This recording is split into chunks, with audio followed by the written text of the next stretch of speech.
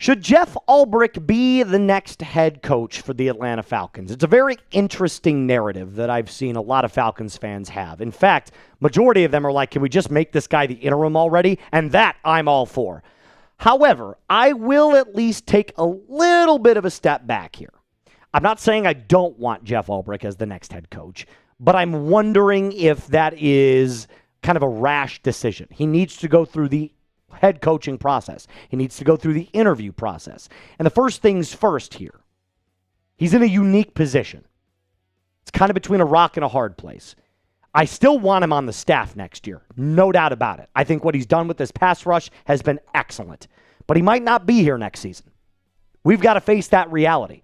There is a big-time opportunity that Jeff Ulbrich will not be the defensive coordinator next year if Arthur Blank and Terry Fontenot decide to clean house. If they get rid of the entire staff, we don't see Jeff Ulbrich next year. And that won't be because, we don't want him. That'll just be because they'll be starting fresh. Obviously, we have to wait until the very end of the season, so we'll find out. But one of the big reasons why I think Jeff Ulbrich, from a on-the-field X's and O's perspective, can be the next head coach. And I'm not even talking about the leader of men yet. We'll get to that in a little bit. Just the sacks. This is the biggest area of the Atlanta Falcons that have needed to change. All offseason, we said, God, we just need a pass rush. We're one pass rush away. Funny enough, we got the pass rush, and then everything around us crumbled. It was just, you can't make this kind of stuff up. But right now, the Falcons are currently in third in the NFL in sacks, behind the Browns with Myles Garrett, who's having probably one of the greatest seasons we've ever seen from an edge rusher, and the Denver Broncos, who have an all-time pass rush.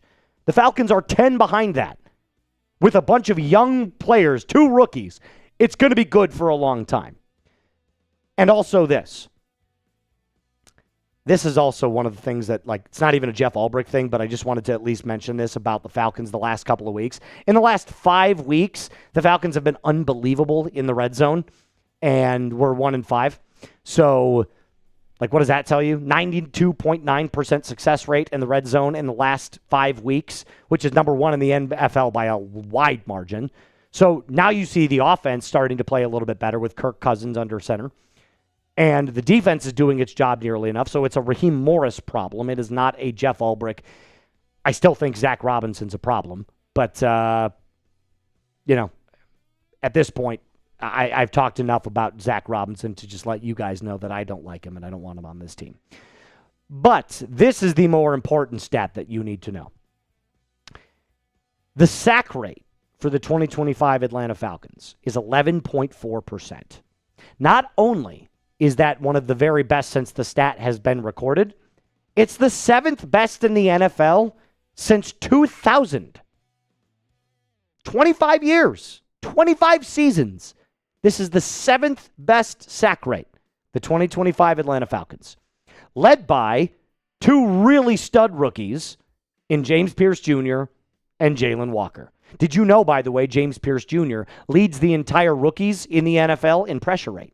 Jalen Walker leads all rookies in sacks. And then just to throw his name in there a little bit because he's a Notre Dame guy, Xavier Watts leads the all rookies in interceptions. This is a ridiculously talented Atlanta Falcons pass rush. It is a ridiculously talented Atlanta Falcons defense.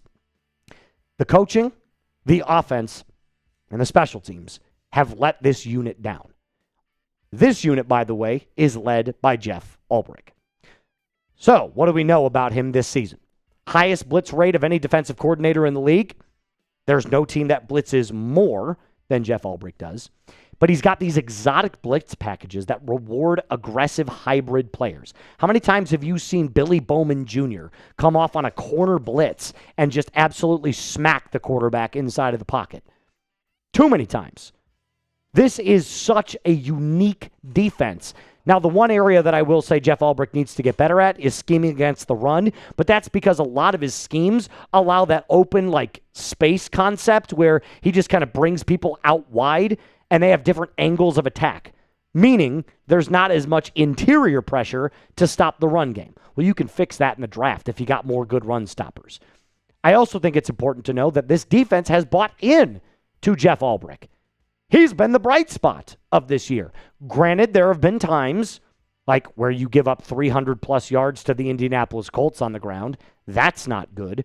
Or Bryce Young tearing you apart like his name was Joe Montana. So Jeff Ulbrich isn't perfect. But the Falcons at 4-8, I don't think any single fan would sit here and go, Ulbrich's the problem. No, he's not. And going back to that two dynamic rookie situation, I just want to make sure you know, as rookies, these two dudes are killing it. Abdul Carter. Remember, everybody was talking about how he's the next Lawrence Taylor. Well, now he's missing meetings, could be traded in the offseason, and not living up to that third overall pick status. Whereas James Pearce Jr. and Jalen Walker are only getting better. And that's the exciting part. We've got two players that look like they're future Pro Bowlers and will be on the same team and teammates for a long time, God willing. Here's my ultimate take here. Do not lose what you prayed for.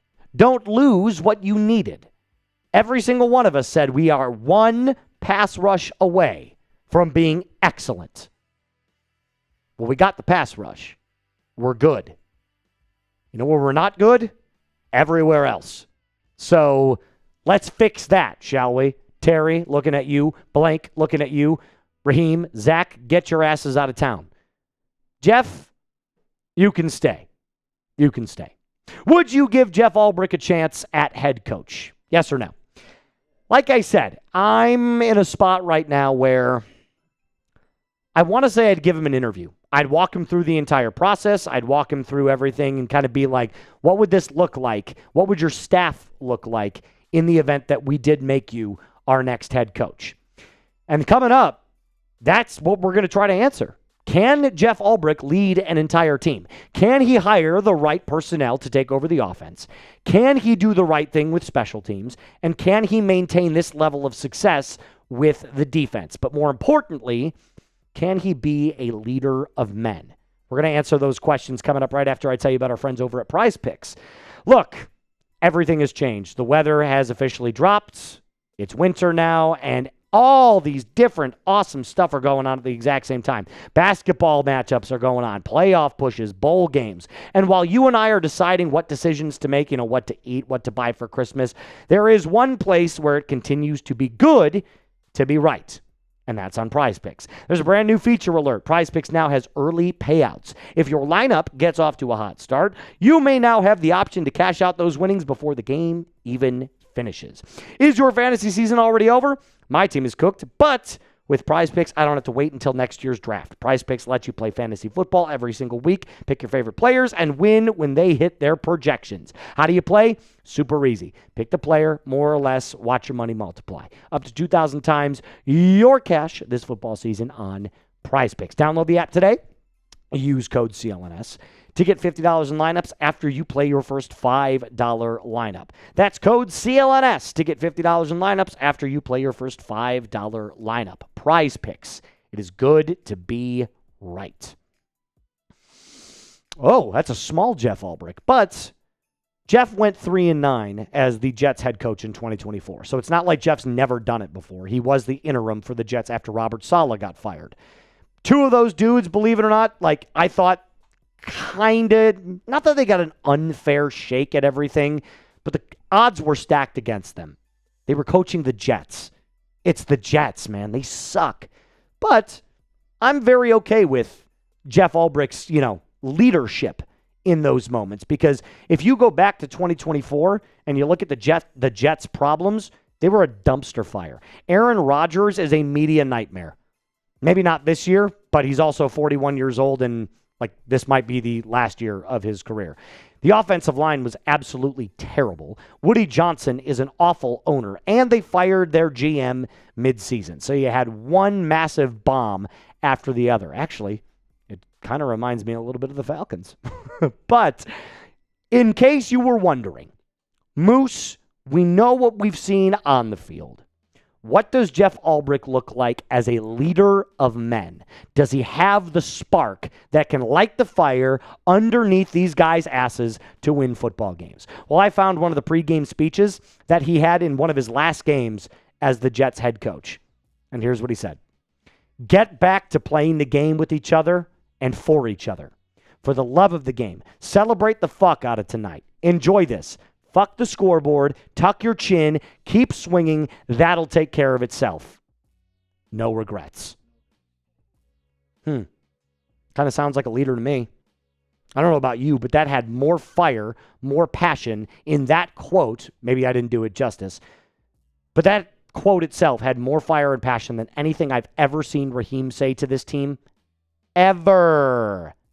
It's crazy. So, we found the leader of men. We saw the X's and O's.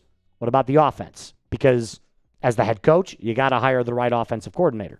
Well, I found 4 that you could hire that I think would all do a better job instantly than Zach Robinson. Or should I say Zachary Robinson?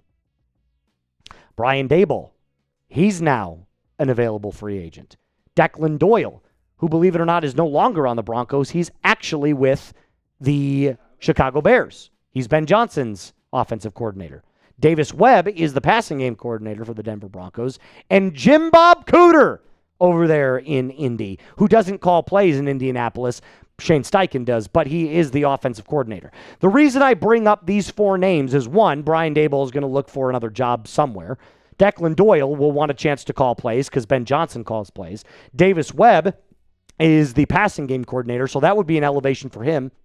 And Jim Bob Cooter could be the type of guy that wants a chance to call plays as well. All that to say this, I think Ulbrich's going to get interviewed for the job. I think it would be a disservice from Arthur Blank and Terry Fontenot to not interview Jeff Ulbrich. The players love him. He's clearly shown that he's made this defense better. He deserves a shot to at least interview for it. And if he doesn't do well in the interview or there's a more qualified candidate, fine, so be it. If that's Brian Flores, if it's Mike Tomlin, if it's anybody, then that's okay. But at least get the interview going for this guy. He absolutely deserves it. If you made it to the end of today's video, do me a favor, hit that thumbs up icon. Do you support the off-season content that we're making? Do you support Jeff Ulbrich? Do you support the Atlanta Falcons getting better in 2026? If so, hit that thumbs up icon right now. My name is Moose. Until next time, rise up and be cool.